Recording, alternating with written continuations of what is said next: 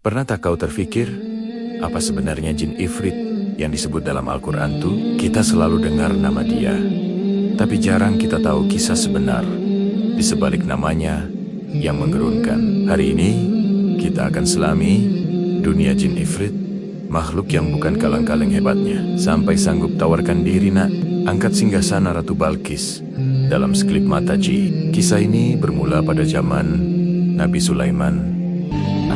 Seorang nabi yang dikurniakan kuasa luar biasa oleh Allah untuk memerintah bukan sahaja manusia, malah haiwan dan juga golongan jin. Bayangkan, satu kerajaan besar yang menggabungkan 3 alam berbeza di bawah satu pemerintahan.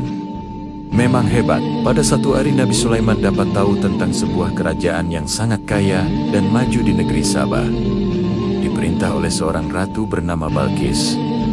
Tapi, ada satu masalah besar. Ratu Balkis dan rakyatnya menyembah matahari, bukannya Allah. Sebagai seorang nabi, Nabi Sulaiman rasa bertanggung jawab untuk ajak mereka kembali ke jalan yang benar. Jadi, Nabi Sulaiman pun hantarlah surat dakwah kepada Ratu Balkis melalui seekor burung hadad. Ratu Balkis ini seorang pemimpin yang bijak. Dia tak terus melenting atau tolak mentah-mentah. Sebaliknya, dia bincang dengan para pembesarnya dan putuskan untuk hantar hadiah kepada Nabi Sulaiman. Nak tengok apa reaksi baginda bila hadiah itu sampai? Nabi Sulaiman menolaknya dengan baik. Baginda kata, apa yang Allah kurniakan padaku adalah lebih baik daripada apa yang kamu berikan. Nabi Sulaiman nak tunjukkan yang baginda tak perlukan kekayaan dunia, tapi nak mereka sedar tentang kekuasaan Allah. Mendengar jawaban itu, Ratu Balkis pun ambil keputusan untuk datang sendiri berjumpa Nabi Sulaiman bersama rombongannya. Inilah masanya untuk Nabi Sulaiman.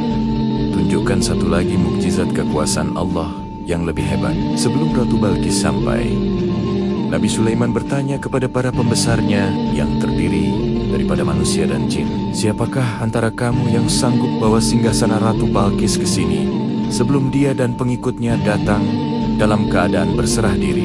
Masa inilah muncul satu makhluk dari golongan jin yang sangat gagah dan besar. Dia perkenalkan diri dan berkata, aku akan bawakan singgasana itu kepadamu sebelum kamu bangun dari tempat dudukmu. Sesungguhnya aku kuat dan boleh dipercayai. Jin inilah yang kita kenali sebagai Ifrit.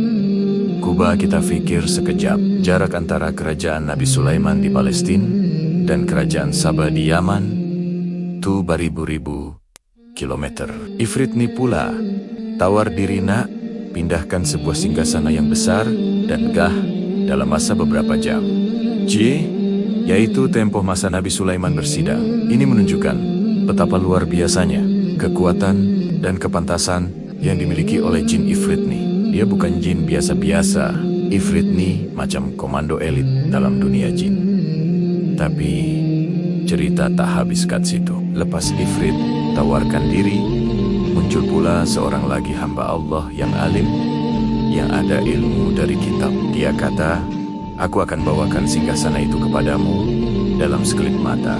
Dan betul-betul, sekelip mata singgasana Ratu Balkis itu muncul depan Nabi Sulaiman. Lagi laju dari Ifrit. Kejadian ini bukan nak tunjuk siapa lagi hebat, tapi nak ajar kita satu benda penting. Kekuatan fisikal macam yang Ifrit ada tuh memang hebat, tapi ilmu dan keimanan kepada Allah itu lagi-lagi hebat. Kekuatan yang datang dari Allah mengatasi segala-galanya. Jadi, apa jadi pada Ratu Balkis bila dia sampai dan nampak singgasananya sendiri? Dah ada di situ, dia terkejut dan sangat kagum. Selepas melalui beberapa ujian kebijaksanaan lagi, akhirnya Ratu Balkis dan kaumnya pun beriman kepada Allah. Kisah Ifrit ni mengajar kita tentang kepelbagaian makhluk ciptaan Allah.